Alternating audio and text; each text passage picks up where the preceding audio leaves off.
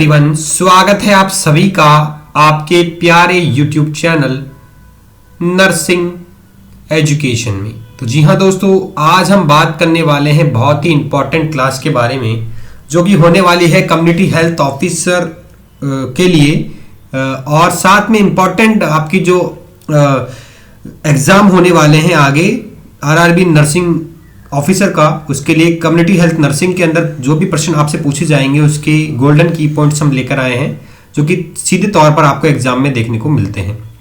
दोस्तों आप सभी को बता दें, नर्सिंग एजुकेशन लाया है आप सभी के लिए आरआरबी की पॉइंट बुकलेट जो कि मात्र आपको 250 रुपये में प्रोवाइड हो रही है। ऑफर प्राइस 250 रुपीज़ है। व्हाट्सएप नंबर का जो व्हाट्सएप नंबर जो है वीडियो के डिस्क्रिप्शन दिया गया है, जहां पर आकर आपको मैसेज करना है और आपको मात्र 250 रुपये में पूरी नर्सिंग की पॉइंट बुकलेट जो है हर सब्जेक्ट की मिल जाएगी। दोस्तों हम बात करते हैं आपसे अब नेक्स्ट क्लास में। अब इस क्लास में हम क्या पढ़ेंगे दोस्तों? हम पढ़ेंगे इसमें गोल्डन की पॉइंट्स जो कि सीधे तौर पर आपके CHN से रिलेटेड इन community health officer community health nursing exam subject से होने वाले हैं जो कि एग्जाम में सीधे आपको पूछने वाला है एग्जामिनर।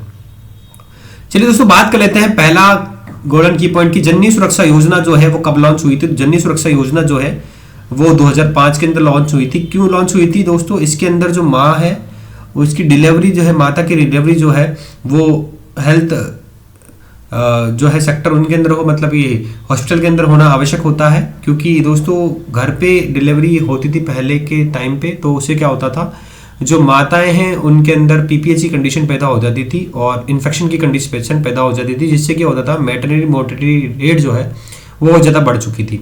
इसलिए माँ के सेहत को अच्छा करने के लिए, माँ को PPH से बचाव के लिए जननी सुरक्षा योजना चलाई गई थी, जिसमें आपकी आशा और माँ दोनों को इंसेंटिव सरकार के द्वारा दिया जाता है।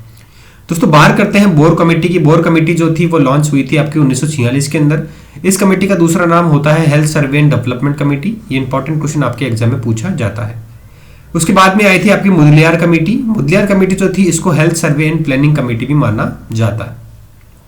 इसके बाद आई थी आपकी करतार सिंह कमेटी। करतार सिंह कमेटी जो है 1974 के अंदर आई थी और इसको मल्टीपर्पज हेल्थ वर्कर कमेटी कहा जाता है, क्योंकि उन्होंने मल्टीपर्पज हेल्थ वर्कर के लिए करतार सिंह कमेटी के द्वारा काफी ज्यादा अच्छी पहले की गई थी।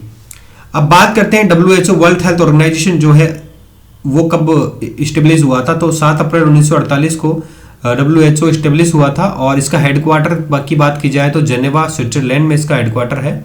और बात की जाए साउथ ईस्ट एशिया के अंदर कहाँ पर इसका हेडक्वार्टर है, तो न्यू दिल्ली के अंदर हेडक्वार्टर है इसका, साउथ ईस्ट एशिया की अगर बात की जाए तो। ठीक है दोस्तों, अब बात करता है 7 अप्रैल को ही आप क्या बना, 7 अप्रैल को ये वर्ल्ड हेल्थ डे बनाते हैं आप। इंपॉर्टेंट क्वेश्चन है, वर्ल्ड हेल्थ डे कब बनाते हैं? 7 अप्रैल को ही मनाते हैं। अब बात करते हैं नेक्स्ट की यूनिसेफ जो है। यूनिसेफ मतलब होता है United nation international children emergency fund, जो कि 1946 के अंदर इसका एस्टेब्लिशमेंट हुआ था और हेडक्वार्टर जो है इसके न्यूयॉर्क USA जो है न्यूयॉर्क के अंदर मौजूद है।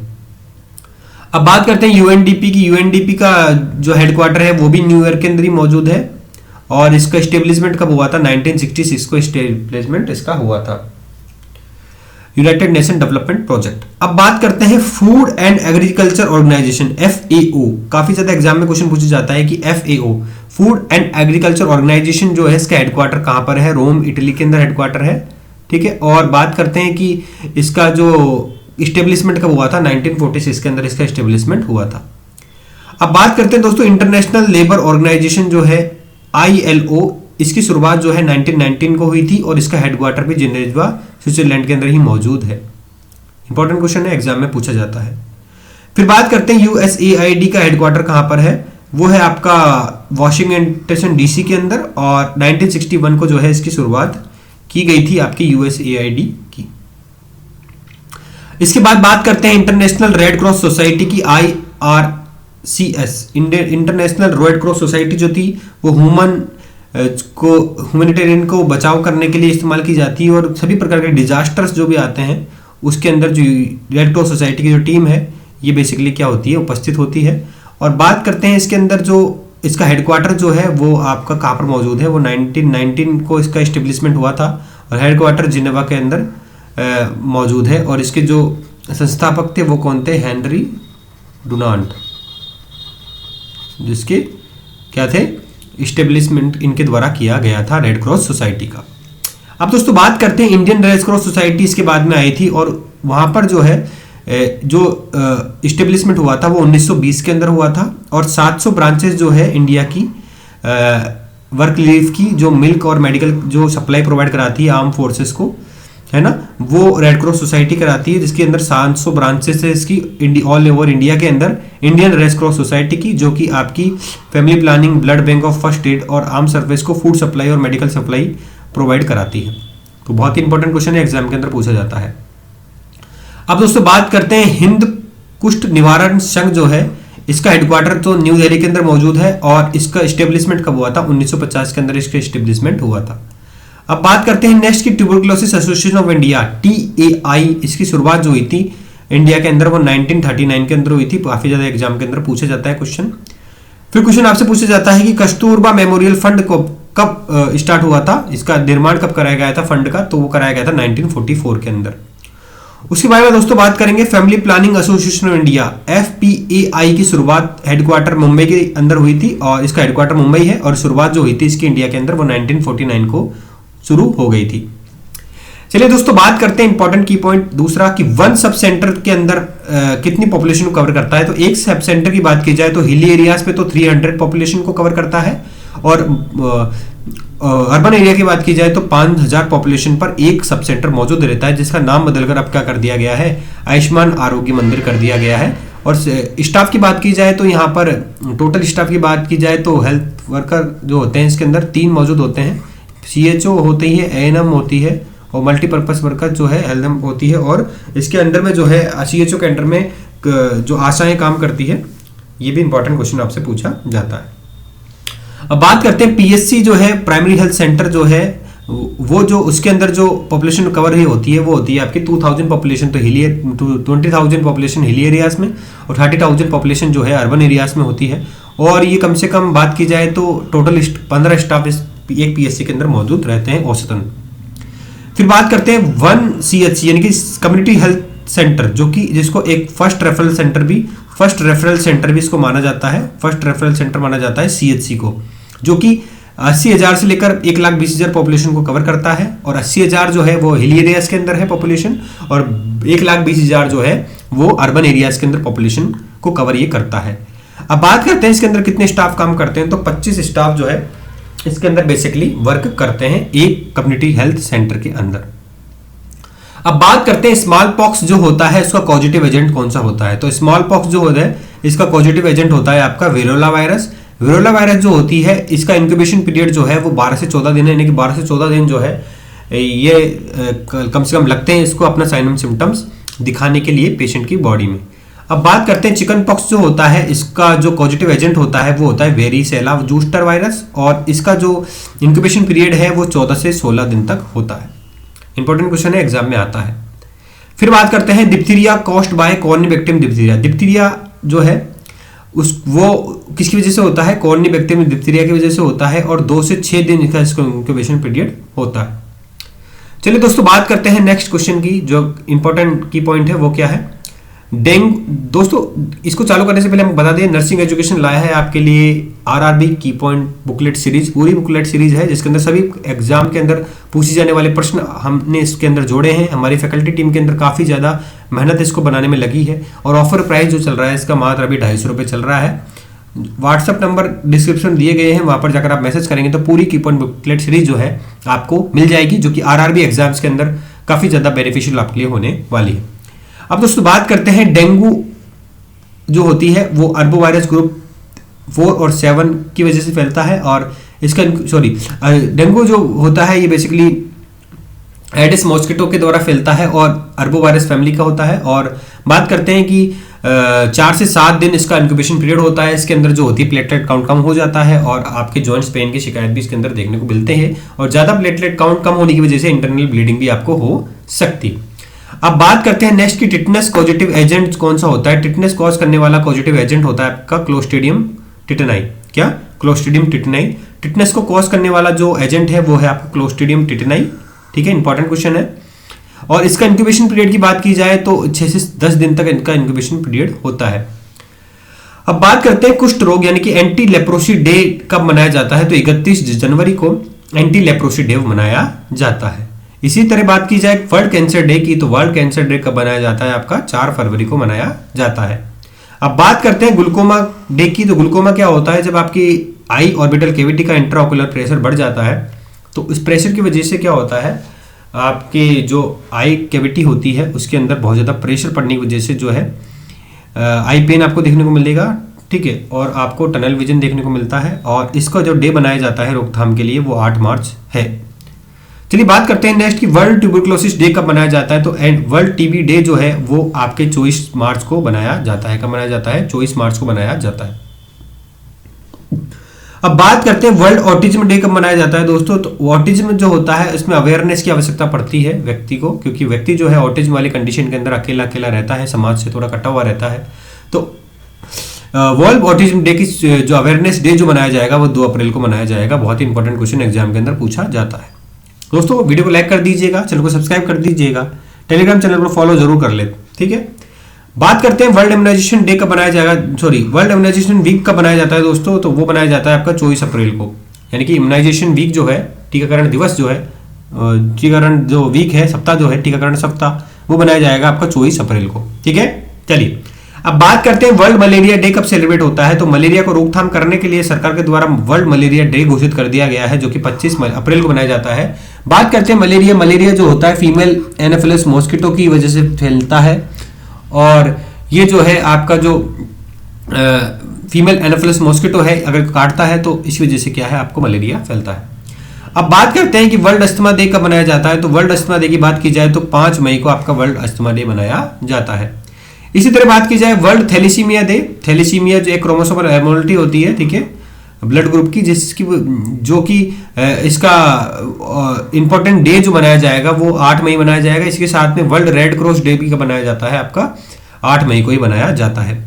इसी प्रकार बात की जाए वर्ल्ड ब्लड डोनर डे कब बनाया जाएगा दोस्तों, तो वर्ल्ड ब्लड डोनर डे बनाया जाता है 14 जून को। कब बनाया जाता है, 14 जून को बनाया जाता है। अब बात कर लेते हैं वर्ल्ड ब्रेस्ट फीडिंग वीक की, तो ब्रेस्ट फीडिंग वीक जो आता है, स्तनपान दिवस, विश्व स्तनपान सप्ताह जो बनाया जाएगा वो 1 से लेकर 7 अगस्त तक बनाया जाएगा। ये काफी इंपॉर्टेंट क्वेश्चन है, एग्जाम के अंदर डेफिनेटली क्वेश्चन आज का मिलता ही मिलता है, ठीक है। चलिए बात करते हैं नेक्स्ट प्रश्न की कि जो 21 सितंबर को क्या बनाया जाता है दोस्तों, वर्ल्ड हर्ट डे, ठीक है। वर्ल्ड हृदय दिवस जो है, वर्ल्ड हर्ट डे जो है कब बनाया जाएगा, बनाया जाता है 21 सितंबर को। काफी एग्जाम में पूछा जाता है। इसी तरह बात की जाए वर्ल्ड हैंड वॉशिंग डे कब बनाया जाता है, तो 29 सितंबर को जो है वर्ल्ड हैंड वॉशिंग डे बनाया जाता है। हैंड वॉशिंग की बात की जाए तो 5 स्टेप होती है इसकी, ठीक है, और 7 मूवमेंट होते हैं इसके, ठीक है, इंपॉर्टेंट है। अब बात करते हैं नेक्स्ट की पोलियो डे कब बनाया जाता है, तो पोलियो डे बनाया जाता है आपका 15 अक्टूबर को। कब बनाया जाता है, 15 अक्टूबर को पोलियो डे सेलिब्रेट किया जाता है। अब बात करते हैं वर्ल्ड डायबिटीज डे कब मनाया जाता है दोस्तों, तो वर्ल्ड डायबिटीज डे मनाया जाता है 29 अक्टूबर को।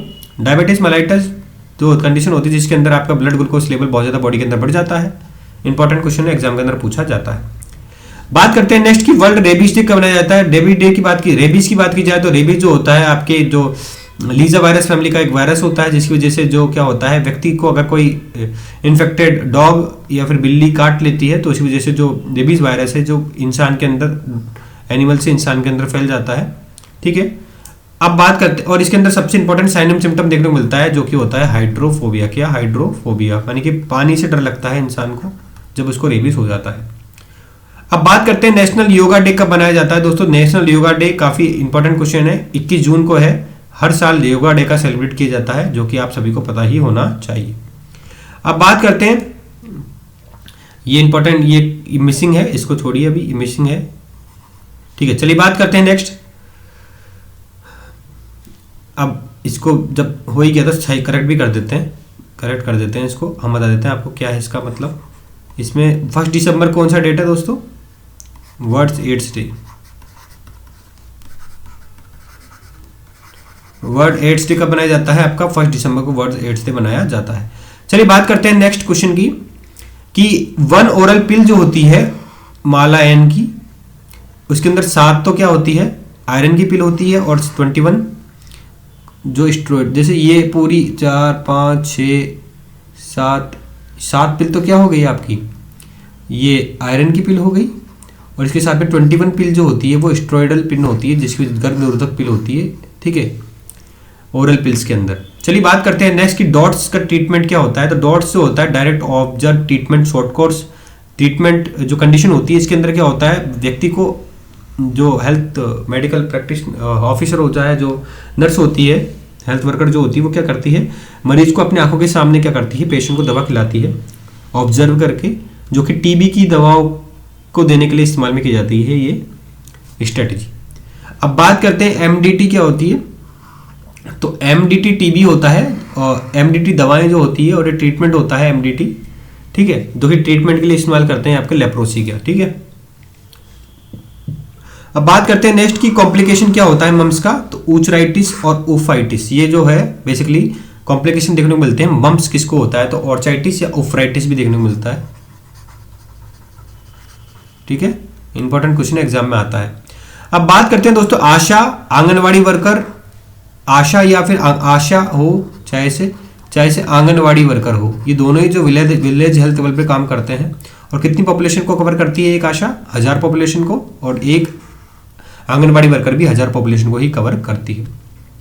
अब बात करते हैं दोस्तों इनडायरेक्ट ट्रांसमिशन कौन कौन से होते हैं, यानी कि इनडायरेक्ट मतलब जिसके आप कांटेक्ट में एकदम से नहीं आते, मतलब कि यहाँ पर कोई इन्फेक्टेड पार्टिकल मौजूद है, कोई फ्लाई है इसके ऊपर बैठती है, यहाँ से इन्फेक्शन इसको लगता है और ये जो है वेक्टर के द्वारा आपको इन्फेक्शन फैलता है, तो वो होता है फ्लाइज, फोमाइट्स, फिंगर्स, फूड और फ्लूड।